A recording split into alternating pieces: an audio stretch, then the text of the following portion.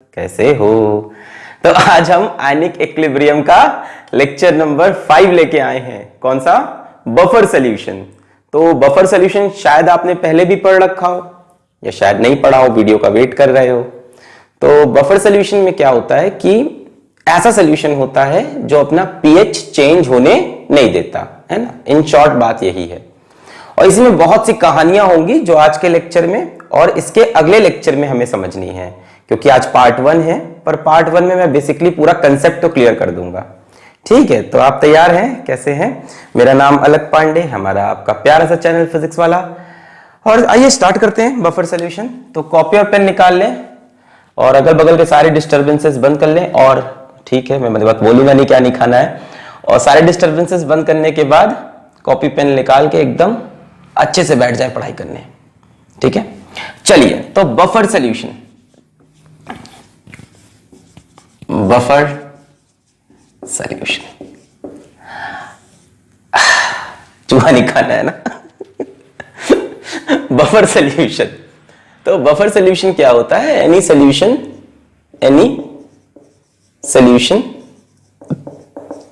which resists any change in its pH on addition of small amount of acid और base. एक ऐसा solution जिसका pH change ना हो, ऐसा सॉल्यूशन बना लिया जिसमें हमने थोड़ा सा एसिड डाला तो उसका पीएच चेंज नहीं हुआ, थोड़ा सा बेस डाला तो भी उसका पीएच चेंज नहीं हुआ। मतलब ऐसा solution which maintains its pH fairly constant, मतलब करीब करीब कांस्टेंट। ठीक है, even on addition of small amount of acid और बेस, जो अपने पीएच को बरकरार रखे, मेंटेन रखे, करीब करीब मेंटेन रखे, 100% नहीं रख सकता, करीब करीब मेंटेन रखे जब आप उसमें एसिड इंट्रोड्यूस करो या बेस, है ना। अब जैसे अपने बॉडी का अपना ब्लड है, अब हम बाहर जाते हैं, समोसा भी खा लेते हैं, ठीक है, चाउमीन भी खा लेते हैं, है ना, चूहा भी खा लेते हैं, अपन सब खा लेते हैं। अब सब खाने से क्या होगा? कोई एसिडिक होगा, कोई बेसिक होगा, है ना। तो ब्लड का तो अपना पीएच ही बदल जाए, है ना, ब्लड का पीएच बदल जाए, पूरी बॉडी पागल हो जाए। पर ऐसा नहीं होता, because blood is a buffer solution. थोड़ा बहुत एसिड बेस वो झेल ले जाता है, ठीक है, उसका पीएच चेंज नहीं होता, उसका पीएच कांस्टेंट चलता रहता है। ठीक है, तो पीएच का बेसिक आइडिया लग गया। ऐसा सॉल्यूशन जिसका पीएच करीब करीब कांस्टेंट रहे, थोड़ा सा एसिड या थोड़ा सा बेस डालने पे पीएच चेंज ना हो। अब ऐसा सॉल्यूशन कैसे बनेगा, ये भी एक बहुत इंपॉर्टेंट है। कैसे ऐसा सॉल्यूशन बना सकते हैं सर जिसका पीएच चेंज ना हो? आइए देखते हैं। तो बच्चों, बफर सॉल्यूशन बनाने का बेसिकली 2 मेथड हमें सीखना है। ठीक है, ऐसे सॉल्यूशन जिनका पीएच चेंज ना हो, करीब करीब चेंज ना हो। तो पहले ऐसे जो सॉल्यूशन होते हैं, हेडिंग लगाएंगे आप एसिडिक बफर, ठीक है, जो फर्स्ट काइंड के होंगे। और दूसरे जो ऐसे सॉल्यूशन होते हैं उनको हम बोलते हैं बेसिक बफर। तो आज के लेक्चर में हम एसिडिक बफर पूरा आपको क्लियर कर देंगे। और अगर एसिडिक बफर 100% क्लियर हो गया तो बेसिक बफर पढ़ने में क्या लगेगा यार? 10 मिनट लगेगा, 12 मिनट, खत्म। सारे कंसेप्ट तो एक ही रहेंगे, एकदम एक जैसे कंसेप्ट हैं, इसमें समझेंगे, इसमें अप्लाई कर देंगे। तो एसिडिक बफर की बेसिक डेफिनेशन क्या है? एसिडिक बफर की जो बेसिक डेफिनेशन है वो है कि हमारे पास एक वीक एसिड हो प्लस हमारे पास एक सॉल्ट हो, जो weak acid plus strong base का हो। ये बेसिक डेफिनेशन है एसिडिक बफर की। अब बताओ बेसिक बफर की डेफिनेशन क्या बन जाएगी? हमारे पास एक वीक बेस हो प्लस एक सॉल्ट हो, किसका?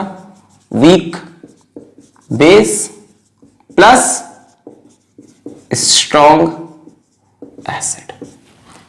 ठीक है, और ये बेस सेम होना चाहिए जिसका सॉल्ट हो। ये बेसिक डेफिनेशन हो गई बफर की, चाहे एसिडिक बफर हो चाहे बेसिक बफर हो। एक वीक कंपोनेंट हो और दूसरा एक सॉल्ट हो जो उसी वीक कंपोनेंट से बना हो, और एक अगले कंपोनेंट से बना हो जो कि स्ट्रॉन्ग कंपोनेंट। तो चलिए एसिडिक बफर स्टार्ट करें। एसिडिक बफर शुरू करते हैं। ये बेसिक डेफिनेशन है, वैसे तो बहुत तरह के बफर मैं आपको दिखाने वाला हूं, ठीक है। तो एसिडिक बफर, तो अगर एकदम सिंपल डेफिनेशन से चले तो हमें क्या चाहिए, एक वीक एसिड चाहिए प्लस हमें एक सॉल्ट चाहिए। सॉल्ट किसका हो, वीक एसिड स्ट्रॉन्ग बेस का, है ना। सॉल्ट किसका हो, इसी वीक एसिड का किसी स्ट्रॉन्ग बेस के साथ।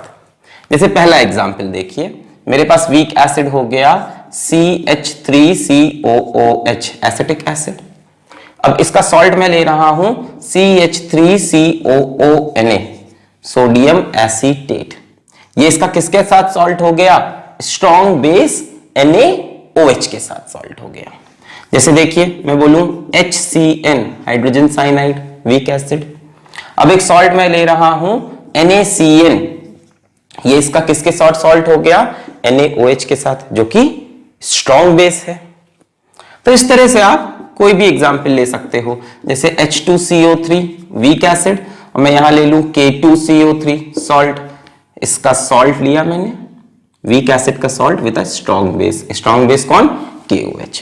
तो ऐसे तमाम एग्जांपल आप बना सकते हो। मान लो मैंने बेंजोइक एसिड ले लिया C6H5COOH, और फिर इसका सॉल्ट ले लिया with a strong base COO, sodium benzoate. ये हो गया बेंजोइक एसिड, ये हो गया पोटेशियम बेंजोएट। पोटेशियम कहां से आया, स्ट्रॉन्ग बेस से। तो ऐसे जो भी सोल्यूशन हो जिसमें यहां पे एक वीक एसिड हो, जैसे मान लो यहां HF ले लिया और यहां उसका salt with a strong base NaF ले लिया, इनको हम एसिडिक बफर कहते हैं। जैसे यहां हमने H2S लिया, यहां हमने K2S ले लिया, मतलब बहुत इनफाइनाइट एग्जांपल बना सकते हैं हम। अब स्ट्रॉन्ग बेस क्या क्या होते हैं, बस ये अगर याद रखो तो काम बन जाएगा। अपने NaOH वगैरह, KOH वगैरह, ठीक है, कैल्शियम हाइड्रोक्साइड वगैरह, है ना, अपना मैग्नीशियम हाइड्रोक्साइड वगैरह। कहने का मतलब ग्रुप 1 पीरियोडिक टेबल का और ग्रुप 2 पीरियोडिक टेबल का, ग्रुप 1 और ग्रुप 2 की जो भी ऑक्साइड या हाइड्रो ऑक्साइड आपको दिखेगी, दैट इज स्ट्रॉन्ग बेस। ठीक है, आसान है स्ट्रॉन्ग बेस समझना। ग्रुप 1 और ग्रुप 2 की जो भी ऑक्साइड या हाइड्रो ऑक्साइड है ना, सोडियम, पोटेशियम और इधर है ना सीसियम वगैरह जितने भी हैं ग्रुप 1 2 में, मैग्नीशियम, बेरियम, स्ट्रोंटियम, सबकी ऑक्साइड या calcium hydro oxide is a strong base. और वीक एसिड तो हम लोग कई दिन से डिस्कस करते ही आ रहे हैं, ऑर्गेनिक एसिड है HCN, H2CO3, H2S, HF, ये सब क्या है, वीक एसिड। इनका salt with a strong base, ये बनते हैं एसिडिक बफर। ठीक है, जरा इसको नोट करो, फिर और डिटेल में चलते हैं। और एग्जांपल बताओ थोड़ा इसको समझ लो, तभी जो मैं अगला बताऊंगा वो ज्यादा समझ में आएगा। ये तो सिंपल है, किताबों में दिया है। एक और तरह का बफर एसिडिक के अंदर ही दिखाना है।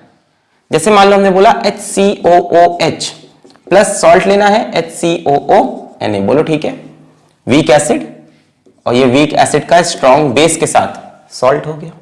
ठीक है ना, 8th आएगा ना, 7th 8th। और बताओ और बताओ और बताओ और बताओ और बताओ और बताओ और बताओ और बताओ। जैसे मान लो हमने ले लिया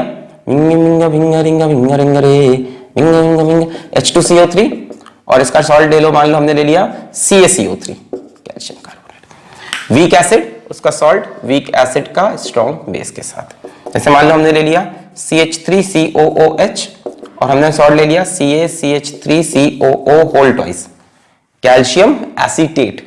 एसीटेट पे चार्ज -1 होता है, कैल्शियम पे 2, तो ये बना। तो ये वीक एसिड का सॉल्ट स्ट्रॉन्ग बेस के साथ, और ये वीक एसिड, ये वीक एसिड, ये वीक एसिड। तो एक तरफ अपना वीक एसिड हो और एक तरफ सॉल्ट हो वीक एसिड का स्ट्रॉन्ग बेस के साथ, और दोनों में कॉमन आयन होने चाहिए। इसलिए मैंने कहा था कि कॉमन आयन इफेक्ट जो आपने पढ़ा है उसी से बफर सॉल्यूशन बनता है। तो कॉमन आयन होना चाहिए। देखो इन दोनों में ये कॉमन आयन हुआ, इन दोनों में ये कॉमन आयन हुआ, इन दोनों में ये कॉमन आयन हुआ, इन दोनों में ये बेंजोइट आयन कॉमन आयन हुआ, इसमें फ्लोराइड आयन कॉमन आयन हुआ, इसमें सल्फाइड आयन, तो एक कॉमन आयन दोनों में होना चाहिए। कॉमन आयन इफेक्ट पे ही बफर सॉल्यूशन वर्क करता है। चलिए यहां तक क्लियर है, 100% क्लियर है। अच्छा, तो ये तो बहुत ही मतलब इजी हो गया, एकदम आपको सजा के दे दिया मैंने। एक वीक एसिड, उसका सॉल्ट स्ट्रॉन्ग बेस के साथ, स्ट्रॉन्ग बेस बता दिया मैंने, वीक एसिड ले रहा हूं, उसका सॉल्ट बना रहा हूं।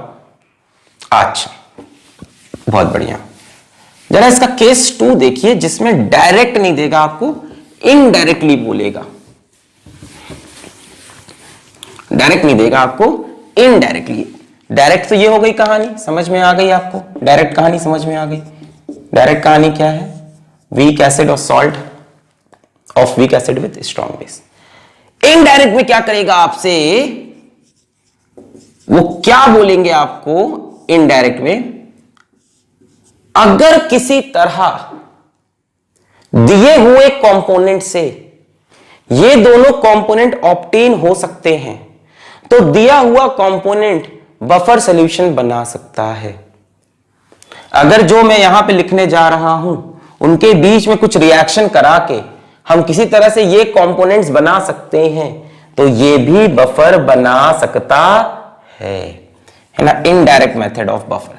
जैसे मानो पहला एग्जाम्पल मैं आपको देता हूं, पहला एग्जाम्पल है NaOH प्लस CH3COOH। क्या ये इससे मैच कर रहा है? वीक एसिड है, बिल्कुल है, पर सॉल्ट नहीं है, बल्कि क्या है, स्ट्रॉन्ग बेस दे रखा है। वीक एसिड के साथ स्ट्रॉन्ग बेस, सॉल्ट नहीं है। जरा सोचते हैं, ये एसिड बेस आपस में रिएक्शन करेंगे, CH3COOH प्लस NaOH, क्या देंगे हमको, CH3COONA प्लस H2O। बोले यही निकलेगा, यहां से OH माइनस निकला, यहां से H प्लस निकला, CH3COONA। ये देखो एक सॉल्ट बन गया। ये सॉल्ट किसका है? वीक एसिड स्ट्रॉन्ग बेस का। हो गया काम क्या? ये भी है अपने पास सॉल्यूशन में, ये भी है अपने पास। It is a buffer solution. दिया हुआ कंपोनेंट अगर किसी तरह से इस दो फॉर्म में चेंज हो सके तो भी वो बफर सॉल्यूशन कहलाएगा, प्रोवाइडेड इन दोनों में से इसकी कंसंट्रेशन इससे ज्यादा हो। ऐसा क्यों? CH3COH देखो रिएक्शन में यूज भी हो गया है, तो यूज होने के बाद ये बचना भी चाहिए, है ना। NaOH should be the limiting reagent. NaOH को लिमिटिंग रिएजेंट मतलब NaOH को पहले खत्म होना चाहिए और ये बचा होना चाहिए, ताकि लास्ट में ये भी बन जाए और ये भी बचा हो, NaOH खत्म हो जाए सॉल्यूशन से। ऐसे सॉल्यूशन को हम इनडायरेक्ट बफर सॉल्यूशन बोल सकते हैं, वो बफर बनाने के कैपेबल हैं। जैसे मान लो इसकी कंसंट्रेशन 0.1 मोलर और इसकी कंसंट्रेशन हमको 0.5 मोलर दी, तो ये 0.1 मोलर, ये 0.5 मोलर, ये कितना इसको यूज करेगा? 0.1, और ये भी 0.1, ये कितना बना? 0.1। अब हम बाद में पूछें कि क्या क्या रिमेनिंग है, तो ये 0.4 मोलर बचा है, ये खत्म हो गया और ये 0.1 मोलर बन गया। यानी अब सॉल्यूशन में आपके पास एक क्या है? वीक एसिड, और क्या है? एक सॉल्ट है वीक एसिड का स्ट्रॉन्ग बेस के साथ। तो कंडीशन ये है कि इसकी कंसंट्रेशन इससे ज्यादा होनी चाहिए। क्लियर हो गया? ये बात क्लियर हो गई कि इस तरह से भी खेल सकते हैं हम इनडायरेक्ट बफर का। चलिए इनडायरेक्ट बफर के और एग्जांपल बताएं। इसको मिटा दूं मैं, नोट करना हो नोट कर लो एक एग्जांपल। इसको आगे न्यूमेरिकल में भी देखना है आपको। मिटा दूं? ओके, तो आप समझ गए कि इससे सॉल्ट बन सकता था, तो खेल हो सकता था। दूसरा देखिए जरा, ऐसा ही एग्जांपल मैं आपको दूं। मान लीजिए मेरे पास HCN है और H2SO4 है। अब देखने में लग रहा है ये बफर बन ही नहीं सकता, है ना। HCN नहीं, ये ले लेते हैं, मेरे पास सॉरी NaCN है और H2SO4। अब देखने में लग रहा है ये बफर नहीं बन सकता। NaCN क्या है? एक सॉल्ट है। किसका सॉल्ट है? HCN यानी weak acid, NaOH strong base. भाई ये किसका सॉल्ट है? Week acid strong base. और ये क्या है? ये एक स्ट्रॉन्ग एसिड है, सल्फ्यूरिक एसिड। क्या इनसे ये कंपोनेंट बन सकते हैं? सोचो, रिएक्शन होगा NaCN प्लस H2SO4 H इससे लग जाएगा, बनेगा HCN प्लस Na2SO4। HCN क्या बन गया? Weak acid. तो अपने पास वीक एसिड भी हो गया, वीक एसिड स्ट्रॉन्ग बेस का सॉल्ट भी हो गया, तो yes it is a buffer solution, it can form a buffer solution. Condition क्या होगी कि ये रिएक्शन होने के बाद भी NaCN बचा हो, मतलब NaCN का कंसेंट्रेशन मान लो 0.2 मोलर, तो इसका 0.1 मोलर, इसका कंसेंट्रेशन इससे 0.2 क्या और ज्यादा मान लो, क्योंकि इसका तो 2 मोल इससे रिएक्ट ही करेंगे ना, अगर बैलेंस करेंगे तो हम 2 और 2 लगेगा, तो मान लो ये 0.4 मोलर। मतलब ये रिएक्शन खत्म होने के बाद भी NaCN आपके पास बचा हो, और रिएक्शन खत्म होने पे आपको HCN भी मिल गया, वीक एसिड मिल गया, और उसका सॉल्ट मिल गया with a strong base. Clear हो रही है बात? सो इसको हम बोलते हैं इनडायरेक्ट बफर सॉल्यूशन। ठीक है, जैसे मान लो हमें दे दिया HNO3 प्लस CH3COONA, क्या ये बफर बना सकता है? ये क्या है? एक सॉल्ट है। किसका सॉल्ट है? वीक एसिड स्ट्रॉन्ग बेस का। और ये क्या है? एक स्ट्रॉन्ग एसिड है। देखो पिछला वाला एग्जांपल एकदम। अब सोचो रिएक्शन, ये दोनों आपस में रिएक्ट करेंगे तो उससे CH3COOH बनेगा। देखो CH3COONA प्लस HNO3, अब CH3COOH प्लस NaNO3, ये बन गया वीक एसिड, और अपने पास सॉल्ट पहले से है वीक एसिड स्ट्रॉन्ग बेस का। कंडीशन यही होगी, ये रिएक्शन खत्म होने के बाद CH3CONA बचा होना चाहिए। इसकी कंसेंट्रेशन 0.2 मोलर, इसकी एग्जाम्पल दे रहा हूं, मतलब ये इससे ज्यादा हो, वरना इसी रिएक्शन में ये खत्म हो जाएगा। तो वीक एसिड तो बना पर सॉल्ट नहीं बचा। ठीक है, और ये तो पूरा खत्म हो गया, इसकी कंसेंट्रेशन कम थी, जितना वीक एसिड बना और ये बना, ये दोनों बचे हुए हैं, ये दोनों क्या बन गए? बफर। देखो weak acid, salt of weak acid with strong base. तो इसको बच्चों हम बोलते हैं इनडायरेक्ट बफर सॉल्यूशन। ठीक है, ऐसा कोई नाम नहीं, मैंने ही नाम दे दिया है, किसी किताब में नाम लिखे नहीं होते। और दिखाऊं, क्लियर हो गया होगा अब तक। जैसे मान लो हमको और क्या दे सकता है, और हमको दे दिया HCOOH प्लस KOH। देखो इसमें क्या क्या है मेरे पास? एक वीक एसिड है और एक स्ट्रॉन्ग बेस है, सॉल्ट की कमी है, इन दोनों में रिएक्शन होगा, सॉल्ट बन जाएगा। HCOH react with KOH, HCOOK बन जाएगा, that is the salt, week acid strong base का। इसको ज्यादा होना चाहिए, रिएक्शन के बाद बचना चाहिए, तो इसको मैंने बोल दिया 0.3 मोलर, इसको मैंने बोल दिया 0.2 मोलर, कुछ भी लिख सकता हूं, समझा रहा हूं कि इसकी कंसेप्ट क्लियर है ना। इसका इससे रिएक्शन HCOOK बन गया, HCOOK पोटेशियम फॉर्मेट, एक salt, week acid strong base का, और वीक एसिड है ये, और ये खत्म हो चुका है।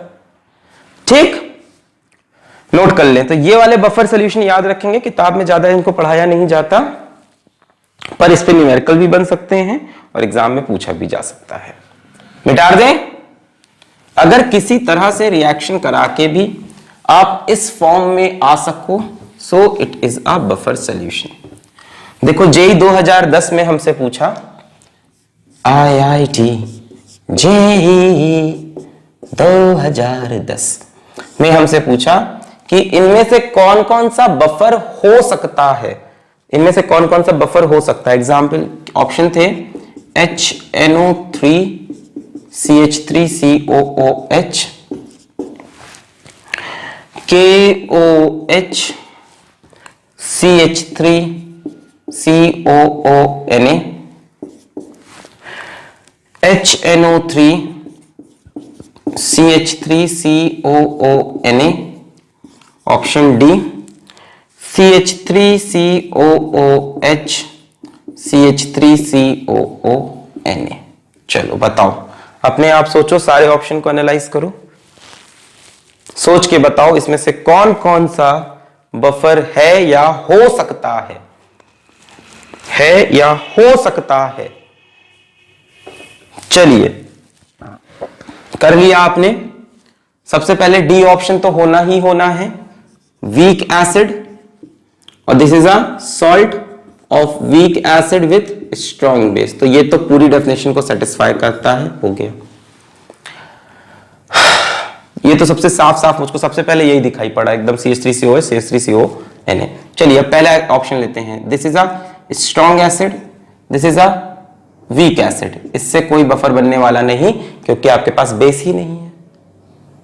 स्ट्रॉन्ग बेस नहीं है तो अटेम्प्ट करना भी फालतू है। सॉल्ट मतलब स्ट्रॉन्ग बेस कहीं दिख रहा है नहीं, so this is not possible. फिर इस पे आओ, this is strong base and this is salt of weak acid and strong base. चलिए ट्राई करते हैं, शायद बन सके। स्ट्रॉन्ग बेस है, सॉल्ट है, वीक एसिड स्ट्रॉन्ग बेस का। इन दोनों में यदि आप रिएक्शन कराओगे तो रिएक्शन होगा ही नहीं। भाई कैसे होगा, यहां H+ तो है नहीं कि जाके CH3COH बन जाए। भाई ये तो क्या रिलीज करेगा, OH-, और ये किसमें टूटेगा, इसमें और इसमें। अब बताओ कोई पॉसिबिलिटी है कि आपके पास CH3COH बन जाए? वही तो आपको चाहिए ना एसिड में। तो CH3COH बनने की कोई पॉसिबिलिटी नहीं है। आपका वीक एसिड बनने का कोई पॉसिबिलिटी दिख रहा है? सोचो, Na इससे जुड़ेगा तो भी नहीं, ये इससे जुड़ेगा तो भी नहीं, तो वीक एसिड नहीं मिल रहा, इसलिए ये कैंसिल। फिर इस पे आओ, this is a strong acid and this is a salt of weak acid strong base. अब इन दोनों का रिएक्शन होगा तो क्या बनेगा, CH3COOH और NaNO3। CH3COH क्या बन गया, वीक एसिड, तो इसमें पॉसिबिलिटी है, ये सही है। क्लियर है, ये तो भी कराया था मैंने। देखो इन दोनों में रिएक्शन होगा, यहां से H+, CH3CO- CH3COH, weak acid मिल गया, salt of weak acid strong base. तो यहां पे दो ऑप्शन सही हैं, एक तो क्लियर था, एक इनडायरेक्ट था। अब बफर कैसे काम करता है ये मैं बाद में समझाऊंगा, पहले मैं बफर के न्यूमेरिकल कैसे हिलाने हैं ये दिखाता हूं। ठीक है, मतलब एक टॉपिक होता है action of buffer, working of buffer, उसको थोड़ी देर बाद। और पहले देखते हैं कि how to tackle the numericals of buffer. तो देखो, तो अगला टॉपिक है calculating pH of a buffer solution.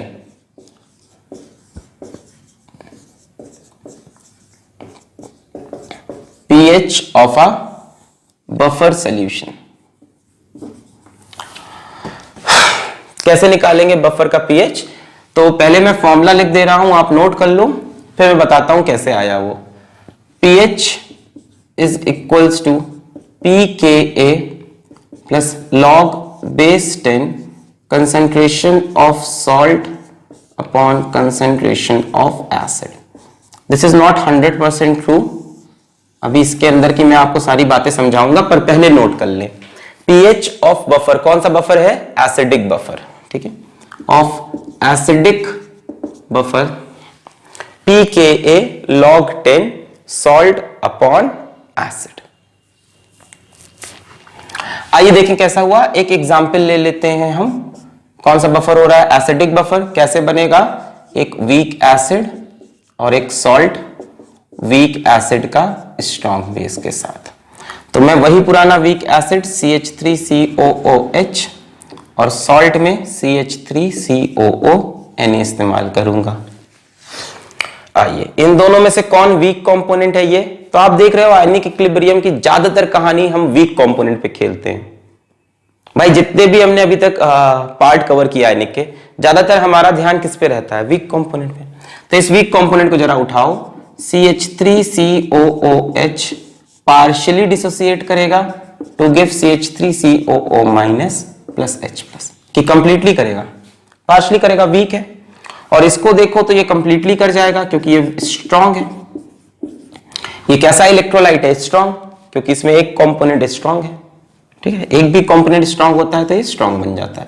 तो ये कंप्लीटली डिसोसिएट किया to give CH3COO- and Na+, 100% dissociate कर गया। अब इस वीक एसिड के लिए, this is a weak acid, इसके लिए हम Ka की इक्वेशन लिख सकते हैं। Ka की इक्वेशन क्या होगी बोलो, यहां से इक्विलिब्रियम कांस्टेंट होता है इसका, ionisation constant, concentration of CH3COO- into H+ divided by concentration of CH3COOH। अच्छा, अब आपको ये तो याद होगा कि यहां पे ये कंसंट्रेशन रखें जरूरी नहीं, यहां पे हम CH3CO- की वो कंसंट्रेशन रखेंगे जो सॉल्यूशन में होगी, जो यहां से निकली वो नहीं रखनी होती, जो पूरे सॉल्यूशन में है। तो बच्चों सॉल्यूशन में CH3CO- यहां से भी आया है, यहां से भी आया है, दोनों जगह से आया है। अच्छा, ये वीक है, ये स्ट्रॉन्ग है। CH3CO माइनस कहां से ज्यादा आया होगा, मैक्सिमम CH3CO माइनस कहां से आया होगा, मैक्सिमम CH3CO माइनस यहां से आया होगा। ये 100% डिसोसिएट कर रहा, मतलब we can say this CH3CO minus is completely coming from salt. जितना सॉल्ट है उतना CH3CO माइनस, जैसे मान लो ये 0.1 मोलर होता तो डिसोसिएट करके इसको भी कितना बनाता, 0.1 मोलर। तो चाहे मैं इसकी कंसंट्रेशन रखूं या इसकी जगह में सॉल्ट की कंसंट्रेशन रखूं, बात तो सेम है। हमने यहां से Ka की इक्वेशन लिखी, फिर हमने कहा कि इसमें कौन सा CH3CO माइनस रखना है, जो यहां से निकला सिर्फ वही रखना है कि सॉल्यूशन का, तो हमने कहा सॉल्यूशन का। हमने कहा सॉल्यूशन में बेसिकली यहां से CH3CO माइनस आ रहा, जितना ये होगा उतना ये बन जाएगा। तो मैंने कहा कि CH3CO माइनस की कंसंट्रेशन की जगह क्या हम सॉल्ट की कंसंट्रेशन रख सकते हैं, आपने बोला ठीक है। अच्छा, दूसरी बात, नीचे है CH3COH का कंसंट्रेशन, वो कहां से आएगा, यहां से। मान लो इसका इनिशियल कंसंट्रेशन कुछ भी है, 0.1 मोलर है सपोज करो, तो ये थोड़ा सा डिसोसिएट कर जाएगा, तो इक्विलिब्रियम पे आते आते इसका कंसंट्रेशन कुछ कम होगा। पर ध्यान से देखो, यहां पे कॉमन आयन इफेक्ट भी चल रहा है, ये कॉमन आयन है जिसकी वजह से ये रिएक्शन पीछे जा रहा होगा, जिसकी वजह से इसका डिसोसिएशन बहुत कम होगा। मतलब हम यहां पे CH3COH का इनिशियल दिया हुआ कंसंट्रेशन भी रख सकते हैं। क्यों? क्योंकि इसका डिसोसिएशन बहुत कम होगा। सो इसकी जगह हम एसिड का इनिशियल कंसंट्रेशन भी रख सकते हैं। कोई जरूरत नहीं है C माइनस C अल्फा वो सब करने की, कि C किया C minus C alpha, equilibrium पे इसका कंसंट्रेशन कुछ कम नहीं होगा, इसका डिसोसिएशन हो ही नहीं पा रहा। क्यों नहीं हो पा रहा? क्योंकि स्ट्रॉन्ग इलेक्ट्रोलाइट डिसोसिएट हुआ, क्योंकि कॉमन आयन इफेक्ट लगा। पढ़ाया था मैंने पिछले लेक्चर में, कॉमन आयन इफेक्ट। जिसने नहीं पढ़ा है यूट्यूब पे टाइप करे कॉमन आयन इफेक्ट फिजिक्स वाला, आयनिक इक्विलिब्रियम 04 फिजिक्स वाला, वहां मिलेगा। इस कॉमन आयन की वजह से इसका डिसोसिएशन पीछे चला गया और ये बिल्कुल भी करीब करीब डिसोसिएट नहीं किया, इसलिए यहां पे हम इसके इक्विलिब्रियम कंसंट्रेशन ना रख के इनिशियल कंसंट्रेशन रख सकते हैं। अब यहां से बोलो H plus is equals to Ka into acid बटे सॉल्ट, कह सकते हैं। यहां से minus log base 10 H plus, मैंने दोनों तरफ माइनस लॉग लगाया, माइनस लॉग 10, देखो ये मल्टीप्लाई हो रहा है तो Ka माइनस लॉग 10 एसिड, और इस पे माइनस माइनस प्लस क्योंकि ये नीचे है, प्लस लॉग 10 सॉल्ट। बोलो ठीक है। दोनों तरफ मैंने माइनस लॉग लिख लिया, तो minus log H plus minus log K, ये मल्टीप्लाई हो रहा था log A into log B, minus log K minus log, और ये नीचे था तो माइनस माइनस प्लस हो गया। अब देखो मैं माइनस लॉग 10 H प्लस को हम क्या बोलते हैं? pH, यही तो pH होता है। माइनस लॉग 10 Ka को हम बोल सकते हैं pKa, है ना। किसी में भी माइनस लॉग 10 लगाओ तो P बन जाता है, पिछले लेक्चर में मैंने pH वाले लेक्चर में बताया था। माइनस लॉग 10 Kw pKw, तो माइनस लॉग 10 K pK, और इन दोनों को देखो क्या बन जाएगा, plus log 10 salt upon acid. देखो लिख सकते हैं ये चीज, सोच के बोलो, ये लिख सकते हैं यहां से log A minus log B, so log A by B। ये फॉर्मूला ऊपर भी लिखा हुआ है, इसका नाम है, इस इक्वेशन को हम बोलते हैं हेंडरसन हासेल बाल्च इक्वेशन, हेंडरसन हासेल बाल्च इक्वेशन। पर ये 100% ट्रू नहीं है, न्यूमेरिकल बन जाएंगे, हिल जाएंगे मैक्सिमम न्यूमेरिकल आसान वाले, बट जहां थोड़ा भी फॉर्मूला बेस, जेई मेन से थोड़ा सा भी ऊपर गए अपन, है ना। मेंस में भी हो सकता है इससे थोड़ा सा घुमा दे आपको सवाल। खैर नोट करिए अभी, कोई डाउट? यहां पे एसिड की इक्विलिब्रियम कंसंट्रेशन रखी जाती है, ये इक्विलिब्रियम कांस्टेंट है इस रिएक्शन का, पर हमने इनिशियल रख दी क्योंकि इसका डिसोसिएशन नहीं हो पा रहा because of common ion effect.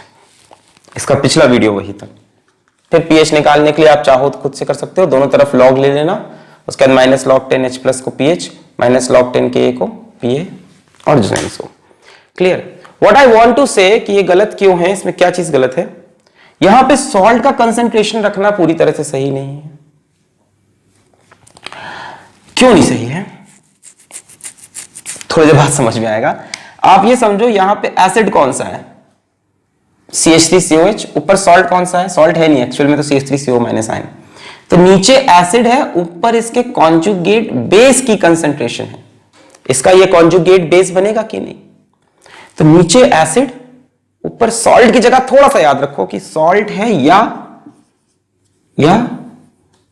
Conjugate base है, याद रहेगा। नीचे एसिड, ऊपर सॉल्ट की जगह कॉन्जुगेट बेस। देखो ये कॉन्जुगेट बेस है ना इसका, H+ निकलने के बाद। चलिए हो गया। अब इस पे सिंपल न्यूमेरिकल करते हैं पहले, फिर न्यूमेरिकल का लेवल बढ़ाएंगे। करीब हम 6 से 7 न्यूमेरिकल करने जा रहे हैं और उसी में ये पूरा टॉपिक अब क्लियर हो जाएगा हमको, है ना। न्यूमेरिकल के थ्रू ही पढ़ते हैं। चलिए तो एसिडिक बफर के न्यूमेरिकल स्टार्ट करते हैं। पहले कोई इजी न्यूमेरिकल स्टार्ट करेंगे। Find the pH of a solution having, find the pH, आप भी करेंगे क्या मेरे साथ। चलिए, find the pH of a solution having 0.1 molar CH3COOH, Ka is equals to 10 की पावर -5 and 0.2 molar CH3COONA। चलिए सबसे सिंपल न्यूमेरिकल पहला किया जाए। आइए, तो pH is equals to pKa plus log 10 salt बराबर एसिड, सॉल्ट बराबर एसिड। नीचे CH3COH, ऊपर CH3COO माइनस। pKa क्या होता है, माइनस log 10 Ka, ठीक है, प्लस log 10। सॉल्ट कितना है अपना, अब देखो सॉल्ट क्या है, सॉल्ट एक्चुअल में तो ये रखना है CH3CO माइनस की कंसेंट्रेशन। ये कहां से आएगा, इसमें से आएगा कि इसमें से, आंसर है दोनों से आएगा, पर इसका डिसोसिएशन बहुत कम होना है, तो बेसिकली ये पूरा यहां से आएगा। तो हम इसकी जगह इस सॉल्ट की कंसेंट्रेशन को ऊपर रख देंगे 0.2 डिवाइडेड बाय एसिड CH3COOH, वो तो यहीं से मिलना है, इसकी कंसेंट्रेशन 0.1 और Ka की वैल्यू 10 की पावर -5। ये हो गया अपना pH। सो ये -5 बाहर आएगा, माइनस माइनस प्लस 5 प्लस ये कैंसिल, log 2 की वैल्यू 0.30। पिछले लेक्चर में भी बताया है मैंने आपको, log 2 की वैल्यू 0.30 और log 3 की वैल्यू 0.477, ठीक है। सो इसका pH हो गया 5.3। एसिडिक बफर है तो pH 7 से कम आया, ऐसा कोई कंसेप्ट नहीं है, ऐसा कोई कंसेप्ट नहीं है, टेंशन मत लेना कि एसिडिक बफर है तो pH 7 से कम आएगा, वो आ गया, अच्छी बात है। चलिए आगे बढ़े, नेक्स्ट क्वेश्चन देखते हैं। Find the pH of a solution, find the pH of a solution containing 0.25 mole of HCl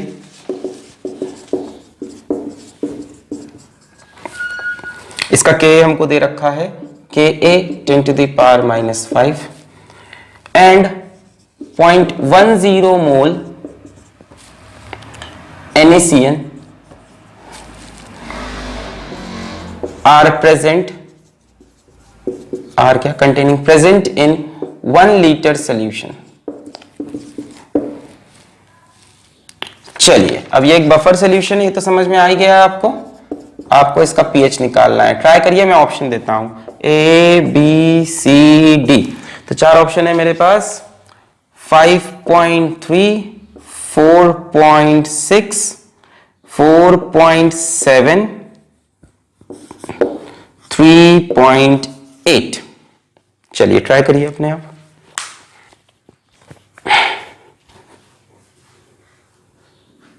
okay, pause करके ट्राई करना है। ओके, हो गया। चलिए मैं आपको करके दिखाता हूं। सो हम लिखेंगे pH is equals to pKa plus log 10 concentration of salt upon acid. तो हमेशा लॉजिक लगाते रहना, एसिड मतलब कौन होगा, HCN, और सॉल्ट मतलब क्या, कॉन्जुगेट बेस, यानी CN माइनस की कंसेंट्रेशन चाहिए हमको। चलो, तो pK is minus log 10 Ka, इसका माइनस log 10 करोगे तो कितना आएगा, 5 आएगा। माइनस लॉग 10 10 तो ये माइनस बार प्लस लॉग 10 सॉल्ट मतलब Cn माइनस की कंसेंट्रेशन कहां से मिलने वाली है, इससे कि उससे? मेरे ख्याल से तो इसी से मिलेगी Cn माइनस की कंसेंट्रेशन, सॉरी इसी से मिलेगी, ये तो वीक है और इसका डिसोसिएशन भी कम हो गया। तो Cn माइनस की कंसेंट्रेशन की जगह हम सॉल्ट में किसका कंसेंट्रेशन रख दें, NaCN का। सो 0.1 मोल कितने में, 1 लीटर में। ऐसे वॉल्यूम लिखने की जरूरत नहीं, ऊपर नीचे कैंसिल होगा। एसिड की कंसेंट्रेशन यहां से ही मिलेगी 0.25 मोल इन 1 litre. So 5 plus log 10 this will be how much, 0.1 upon 0.25, सो 10 लिख सकते हैं ऐसे, 5 2 से 10 तो 10, 5 5 से 25, 2/5, सो कितना होगा ये, पॉइंट कैंसिल, 10/25, 5 2 से 10, 5 5 से 20, 2/5, so 2/5 will become 0.4, so it will be how much, 5 plus log 10 into 0.4 को आप 4/10 लिख सकते हो, है ना। 2/5 को भी तो लिख सकते थे 4/10, 2 to the 4 5, ठीक है, 4/10, so it will be 5 plus log 4 minus log 10. Log 10 to the base 10 will be 1, so it is how much, 5 plus, इसको हम 2 log 2 लिख सकते हैं, यानी 2 into log 2 की value 0.3, 2 log 2, 2 into 0.3 minus 1, so 5 minus 1 4 plus 0.6 4.6, option D is correct. कई लोग का आ गया था, बधाई हो। चलिए, तो ये 2 सिंपल क्वेश्चन आपको समझ में आ गया।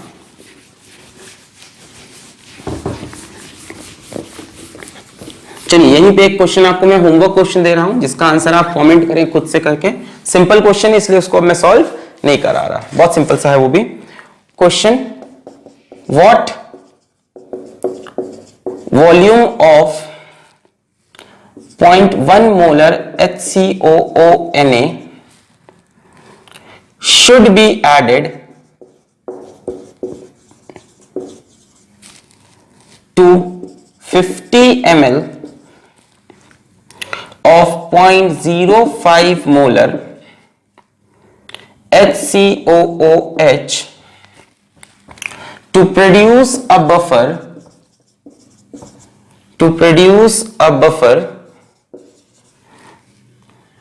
of pH 4 if pKa is equals to 3.7। करेंगे खुद से कि मैं कर दूं? What volume of this should be added to 50 ml of this to produce a buffer of pH इतना if pKa is इतना, ठीक है। तो हम pH का फॉर्मूला लिखें, pH is equals to pKa plus log 10 salt बराबर एसिड। एसिड कौन सा चाहिए, HCOOH की कंसेंट्रेशन, सॉल्ट मतलब कॉन्जुगेट बेस यानी HCOO माइनस की कंसेंट्रेशन।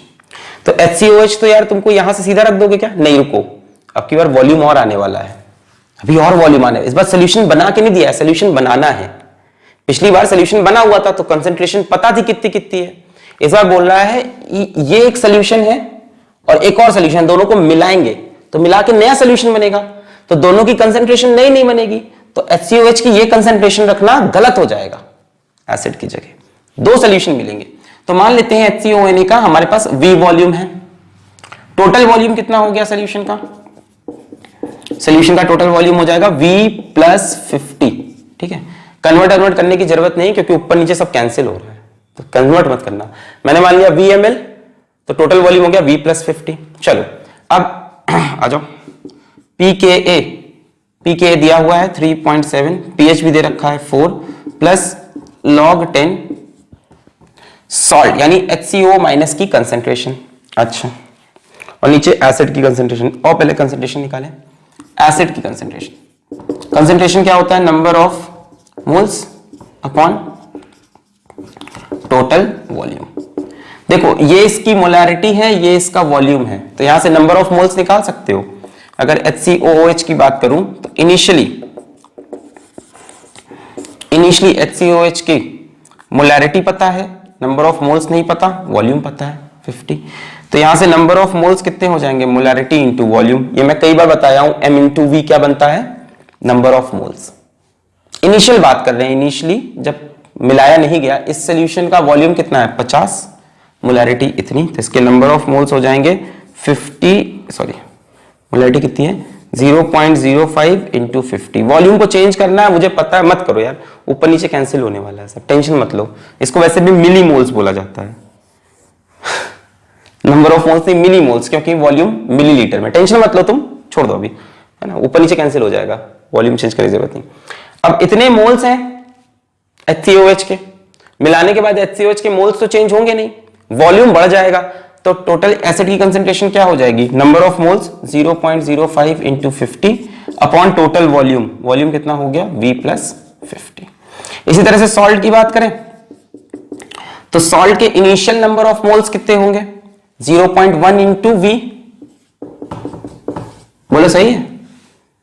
सॉल्ट की अगर कंसंट्रेशन निकालनी है तो सॉल्ट के नंबर ऑफ मोल्स कितने होंगे m into V upon total volume, मिलाने के बाद V प्लस 50, उठा के यहां रख दो, salt 0.1 into V upon V plus 50, V plus 50 ऊपर नीचे कैंसिल हो जाएगा, इसमें भी V प्लस 50, इसमें भी ऊपर नीचे कैंसिल, तो लिख नहीं रहा, डिवाइडेड बाई एसिड की कंसंट्रेशन 0.05 इंटू 50, तेज तो नहीं हो रहा, इसमें भी 0.1 V बाई V प्लस 50, इसमें भी V प्लस 50 कैंसिल। यहां से V की वैल्यू हमें चाहिए, तो ये इधर जाएगा 4 minus 0.37 that is 0.3 is equals to log base 10 0.1, यहां से पॉइंट हटाया, चलो यहां हटाते हैं, 0.1 अपॉन 0.05 इंटू 50 इंटू वी, यहां से पॉइंट हटाया तो नीचे एक जीरो और बढ़ जाएगा, ये पॉइंट हटाया, दो जीरो कैंसिल, V बटे 25, सो ये मिटा दूं, और ये देखो V बटे 25 log 10V, अच्छा ये किसकी वैल्यू है, ये log 2 की वैल्यू है 0.3 ना, log 2 की वैल्यू 0.3, तो ये पूरा टर्म 2 के इक्वल होगा, log 2 होता है 0.3, 2 के V बटे 25 इज 2, V बटे 25 इज 2, मतलब V इज इक्वल्स टू 50, इसका 50 ml होगा, ठीक है। अब नहीं आ रहा तो क्रॉस चेक कर लो, उल्टा रख के एक बार देख लो। नंबर ऑफ मोल्स समझ में आया, कैसे निकाले, m इंटू वी से, इसके initial number of moles, finally भी नंबर ऑफ मोल्स तो सेम रहेंगे, क्या चेंज हो जाएगा, total volume, number of moles upon volume. कहां से फॉर्मूला बनाया, मोलैरिटी से, molarity number of moles upon volume, pH ये वी, फिर मैंने बोला ये किसकी वैल्यू है, मैंने कहा log 2 की, तो ये पूरा 2 के इक्वल होगा, तो V बटे 25 इज इक्वल्स टू 2, तो V is equals to 50 ml। चलिए मैंने सॉल्व कर दिया ये वाला भी। अब नेक्स्ट क्वेश्चन आप खुद से करिएगा, पक्का करेंगे, ओके। नेक्स्ट क्वेश्चन बहुत प्यारा सा है भी, चलिए देखते हैं कौन कर पाता है। अच्छा क्वेश्चन आ रहा है अगला question, so find the pH of a solution, find the pH of a solution containing find the pH of a solution having 0.1 molar CH3COOH, K is equal to 10 की पावर -5, 10 पावर -4 दे रहा है इस बार, चलो ठीक है, जो ये लोग दे रहे हैं वही हम ले लेते हैं, pH K is equal to 10 की power -4 and 0.2 molar CaCH3COO whole twice calcium acetate. अब आपको इस सॉल्यूशन का पीएच फाइंड करना है, ठीक है। 0.1 मोलर ये है, 10 की पावर -4, अब जो दे रखा यूज कर लेते हैं, एंड 0.2 मोलर ये, तो find the pH of solution. मैं आपको ऑप्शन देता हूं A B C D, ठीक है, वो 10 पावर -5 होना चाहिए, पता नहीं बुक में डेटा गलत दिया हो कहीं, खैर उसी के हिसाब से आंसर है। So the options are 4.3, 5.7, 4.6, 4.7। चलिए ट्राई करिए,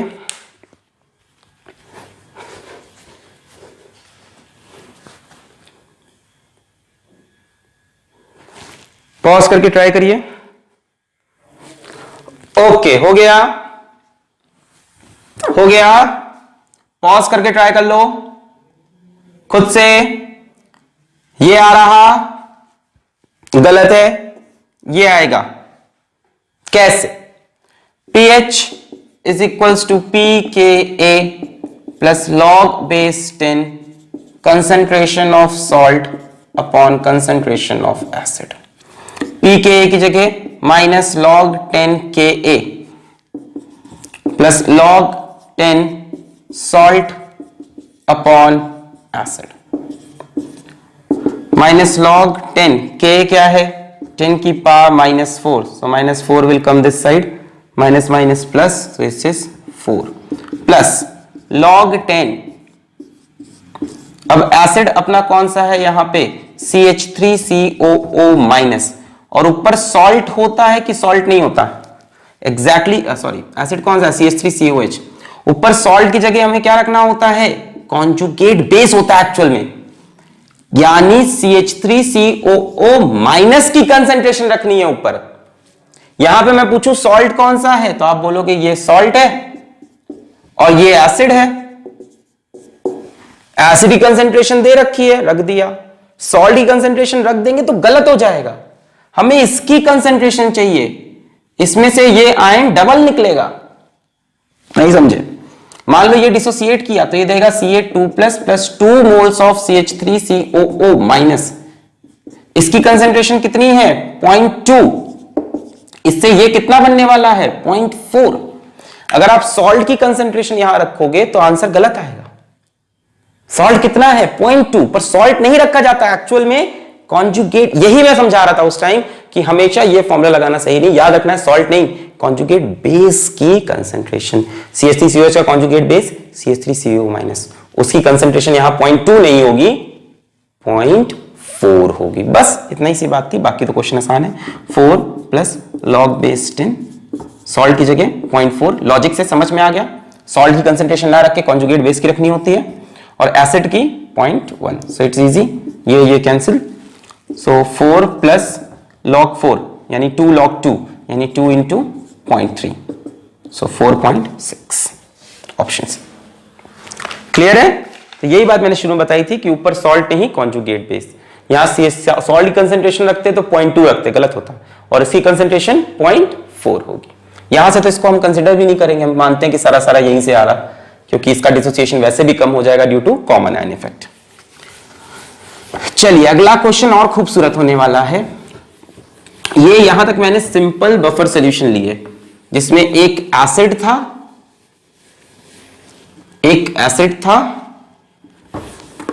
वीक वाला, और एक सॉल्ट था वीक एसिड स्ट्रॉन्ग बेस वाला।